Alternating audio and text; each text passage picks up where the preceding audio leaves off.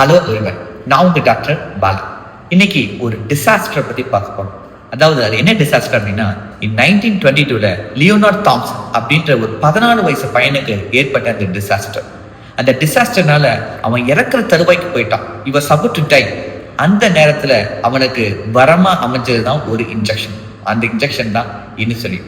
S, the disaster is diabetes and the injection is insulin. சரி, நான் injectable insulin ஏதாச்சும் இருக்கா? இந்த வீடியோ ஸ்கிப் பண்ணாம பாருங்க, கடைசியில சொல்றேன். சரி, இந்த டிசாஸ்டர் நம்மளுடைய ஹோல் ஹியூமன் பாடியில டாப் டு பாட்டம் டேமேஜ் பண்ணுது. இந்த டிசாஸ்டரை எப்படி ப்ரிவென்ட் பண்ணலாம்? சிம்பிளா சொல்றேன், 5 ஸ்டெப்ஸ். ஃபர்ஸ்ட், நம்மளுடைய பிஎம்ஐ வந்து நம்மளோட ஹைட்டுக்கு தகுந்த வெயிட் வச்சுக்கணும். First. Second, 6 to 7 hours of sleep அடிக்வேட்டா இருக்கு. தேர்ட், நம்மளுடைய daily physical activity WHO recommended 150 minutes per week நெசசரியா மெயின்டைன் பண்ணும்.